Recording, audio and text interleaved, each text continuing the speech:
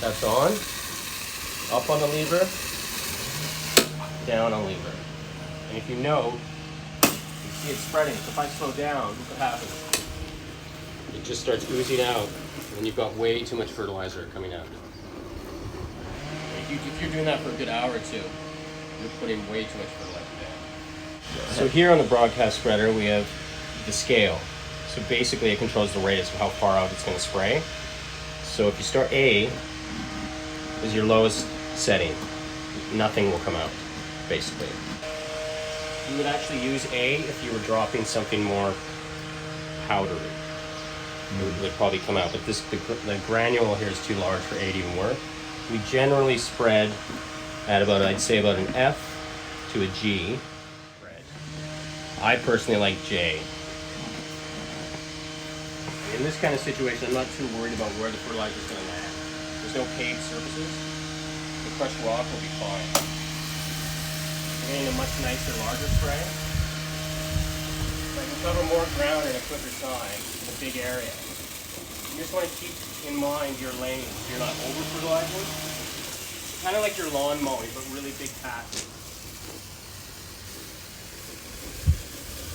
Now in a situation like this, where I have a paved surface, I'm probably going to want to get the blower out and blow sooner than later. Because if that gets stepped on, you can crush into the stone. And if that gets wet, it can stain.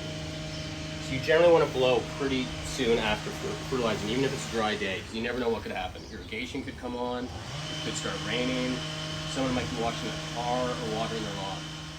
A lot of rookie first-time fertilizers, I've done it myself. When you're making your turns, spray's coming out. Generally when you make a turn, you want to turn the spray off. Because what a lot of people do is they leave it on, you make a slow turn, what happens is it's a drop spreader. So this will just keep oozing out, and you'll have too much fertilizer on your turn. And I've seen lawn care like a week later where you can see every turn burnt into the lawn because we've over-fertilized. Because it's too heavy of on, so you should always turn it off, like shut the spreader off when you make a turn.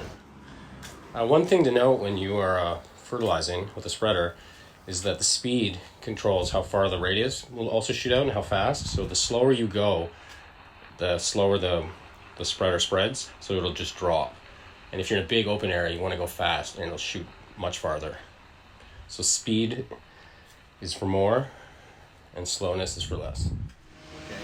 If it's a hot day when you're spreading and it might not be rain for a few days, you might want to be able, if you have access to the irrigation, you might want to turn it on when you're done and let the system run for a few minutes, just so it soaks in and doesn't sit on the lawn and it starts to slow release. Because if fertilizer sits too long on a lawn on a hot day, there's chances you could burn the lawn. So if you can get moisture in, the quicker you get moisture on the lawn after fertilizing, the better.